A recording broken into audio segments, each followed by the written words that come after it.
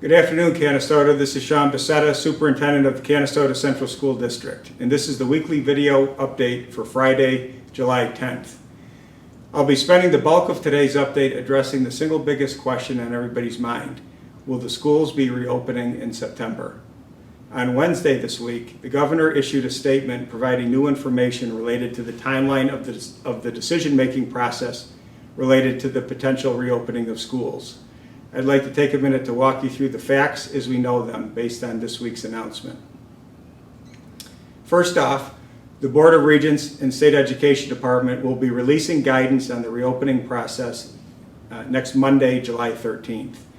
We have been anxiously awaiting this information for weeks. You may recall that this information was originally supposed to be provided to school districts last month, but had been substantially delayed.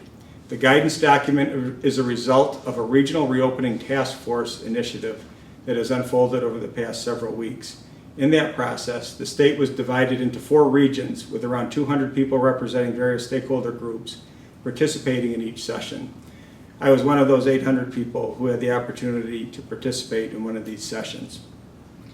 School districts must submit reopening plans based on this new guidance to the State Education Department by July 31st. At that point, reopening plans will be approved or returned with modifications required of the school district. The governor will announce sometime during the first week of August whether or not schools will be allowed to reopen. So essentially, it will be about another 4 weeks before we have a solid understanding of what the new school year will look like.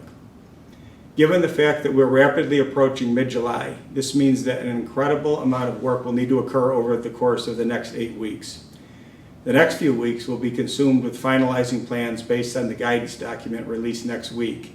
And then the last several weeks of summer will be spent pulling together the plan to make sure that we're ready to roll on the first day of school, whatever that first day will look like.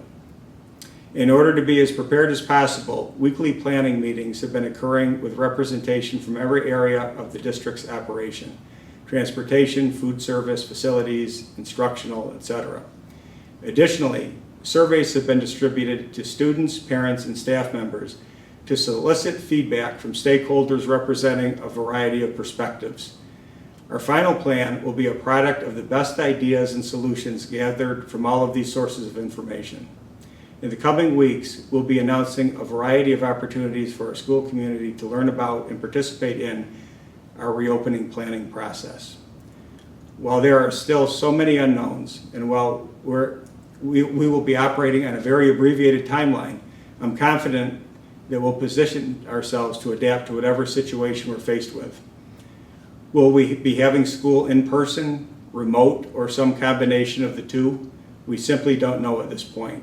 However, next Monday will go a long way in giving us insight into what may or not be a possibility for the new school year.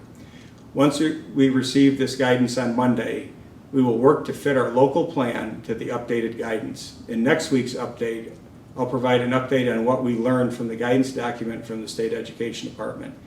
If we're given an adequate amount of latitude to make logical local decisions, we're optimistic that we can create a plan that provides our students with opportunities to learn in a safe learning environment in a creative, innovative way, possibly even in a way that not only preserves our educational programs, but maybe even enhances it.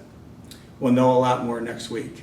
In the meantime, stay safe, stay cool, and go Raiders.